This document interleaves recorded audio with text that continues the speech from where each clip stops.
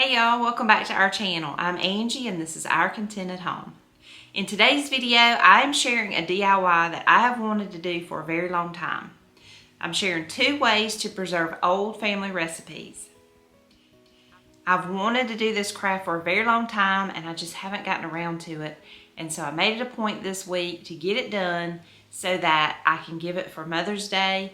This will be a perfect gift for Mother's Day, wedding presents, bridal showers, or just a gift to anyone.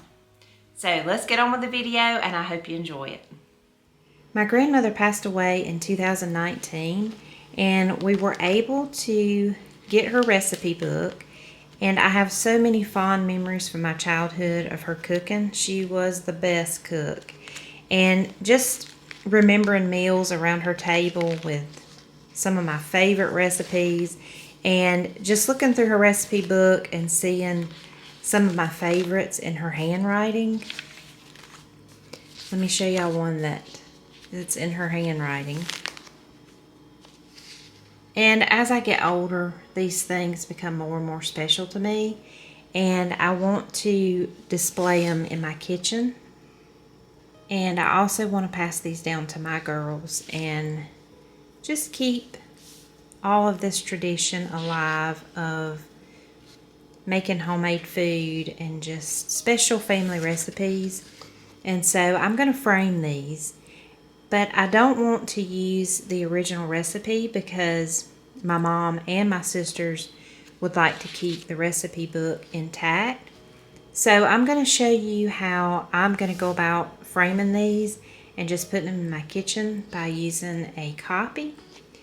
And so that's what I want to share today, and it would make a wonderful Mother's Day gift or wedding gift or any gift really. Anybody would love to receive this.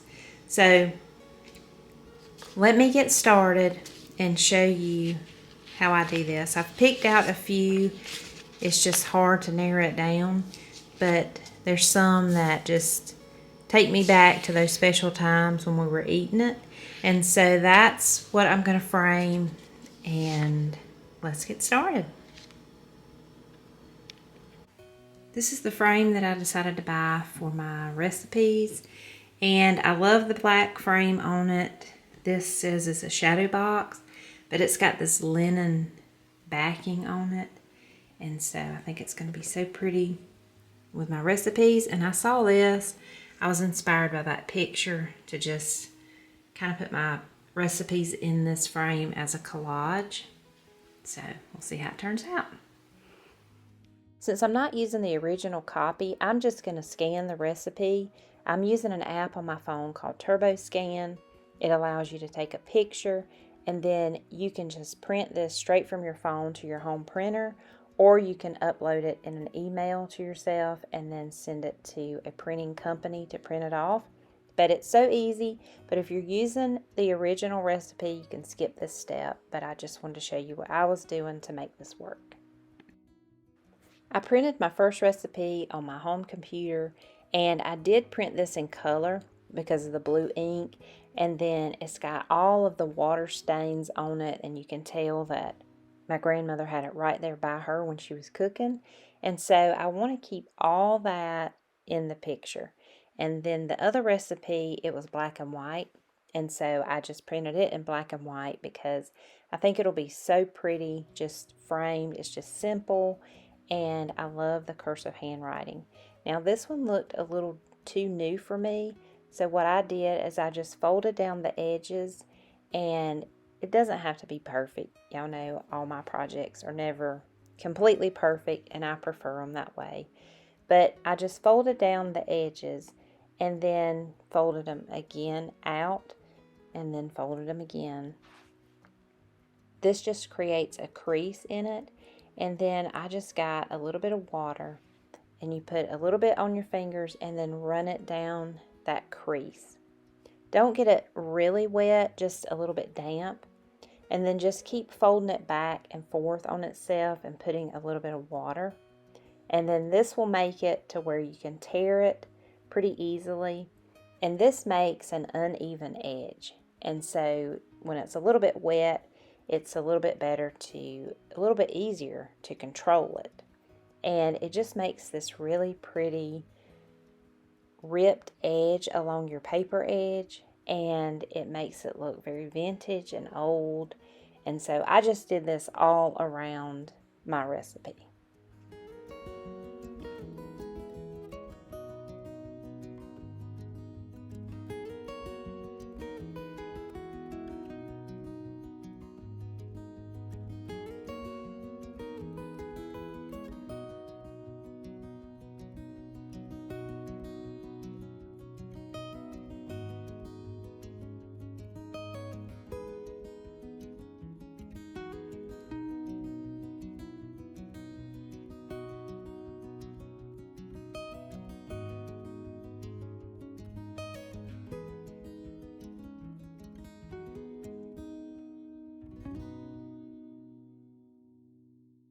After I had my recipes printed and just like I wanted them, it was time to arrange them in the frame. And I did print off some recipes that were on 3x5 cards, and they were written front and back of the card. And so I just printed them off individually and put them into my frame.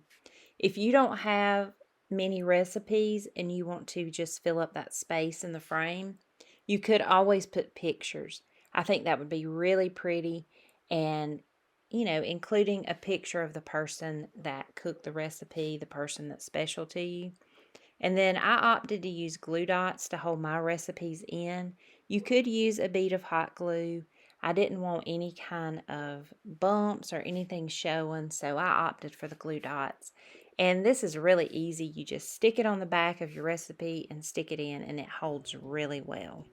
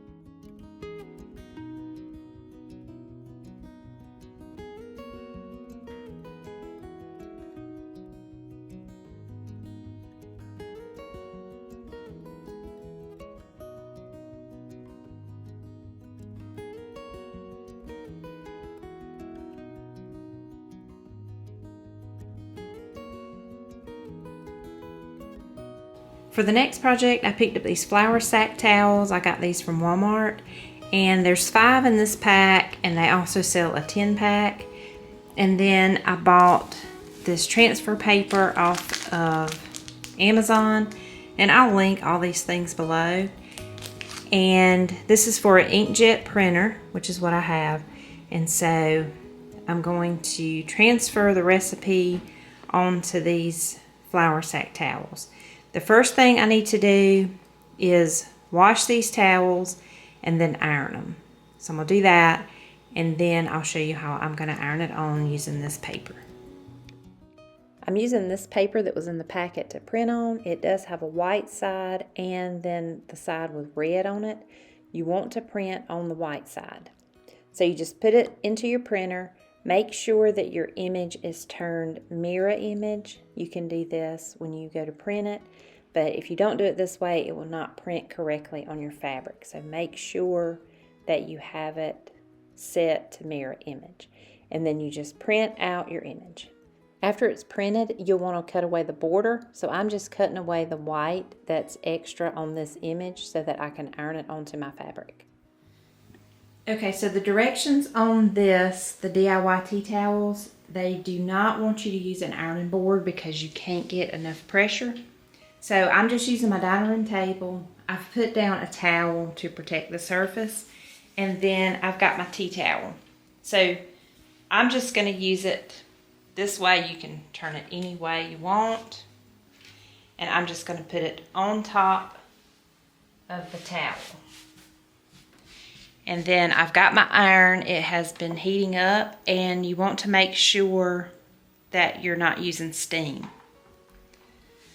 So we're gonna, and I did iron this tea towel first to get all the wrinkles out of it. And I'm just gonna eyeball the middle. You can measure and all that if you like. So I'm just gonna iron the area that I'm gonna put my recipe on. So you want it to be a little bit warm before you put your recipe down on it.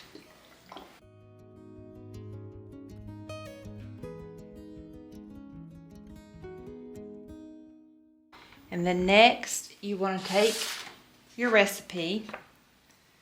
So this is mirror image, so that's why all this looks like gibberish. And then you've printed it on this side. And so you want to lay it down on your tea towel.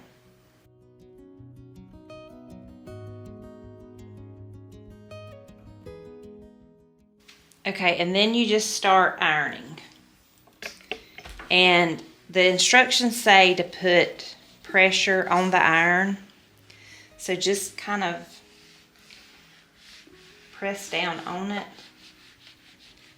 and just get all the areas really well, especially over in the corners. And just make sure that each section is getting the same amount of ironing.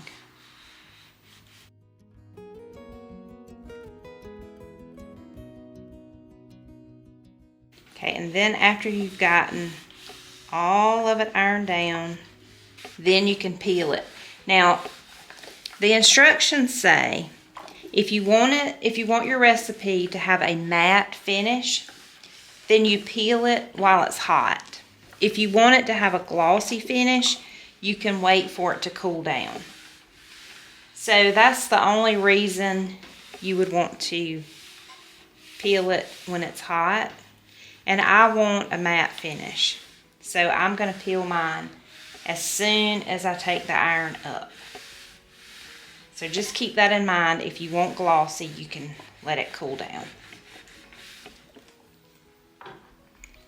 Okay, and this is the moment of truth. You just reach up in the corner and you start peeling. Now, if you peel it off and you notice some of the words aren't sticking on there, just put it back down and iron that section again. And just press down. Make sure those words are getting pressed in there.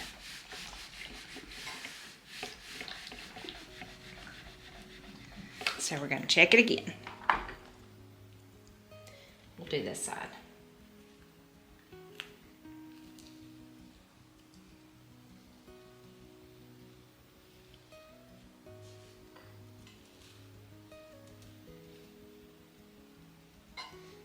And some of my ink is staying on the transfer paper, so I'm going to iron it some more.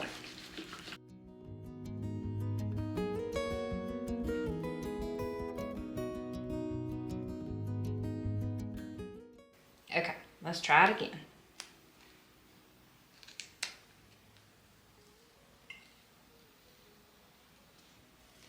Yes, so that time the black came off.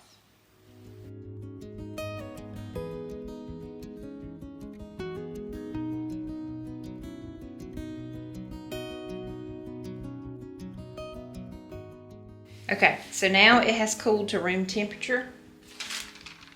You take this paper, this is called fixing it, and this is called silicone paper. So then you just put this paper on top, of your image that you've just ironed on. It is included in your packet that I'll link below. And so everything is included in this packet except for the recipe and the tea towel. And then you just put this down and then you just iron over it for 30 seconds. And you just apply the pressure like you did before. And like I said, this just makes it where you can wash it and the image will stay on there. But mine is just going to be for display. But since I am giving these as gifts, and if they want to wash them, they won't have to worry about it.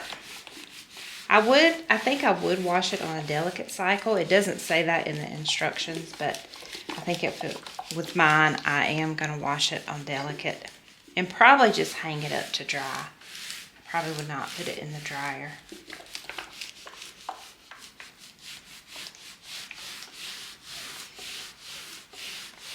And I think we've ironed that for about 30 seconds. And then you just peel this off.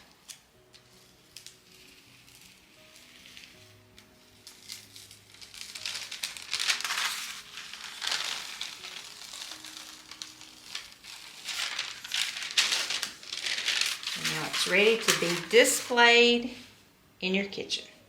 Since my tea towels don't have anything to hang them with, I'm going to do one more step.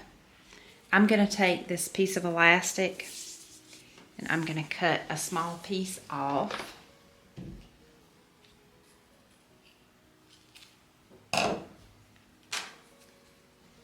And then I'm just going to stitch it on here. Stitch it down so that it is a little loop for hanging, so you can hang it on your oven or your cabinet or whatever. It just makes it a little bit more convenient.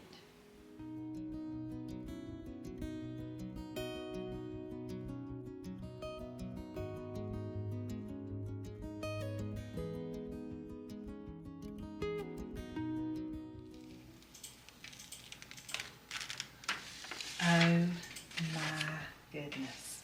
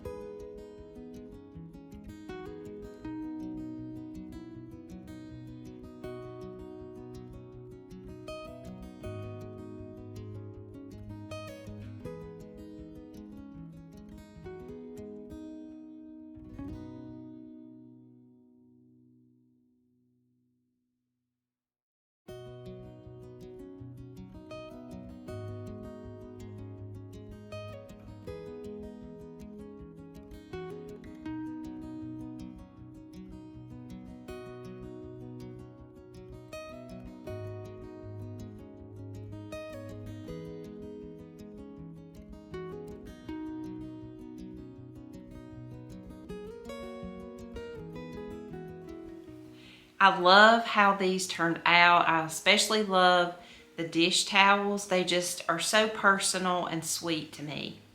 If you make these, please tag me on Instagram at ourcontentedhome. I would love to see your creations. Or if you frame any of your recipes, I would also love to see that. If you have any other ideas on how to preserve old family recipes, I would love to hear those. Just leave me a comment below and let me know how you preserve your old family recipes. As always, thank y'all so much for watching. If you're new to my channel, please hit that subscribe button, and you can also hit the bell for notifications when I have a video that goes live. If you like this video, please give me a thumbs up. It helps out my channel so much. Y'all can also find me on Facebook, Instagram, and my blog, Our Contented Home. I'll see y'all in the next video. Bye-bye.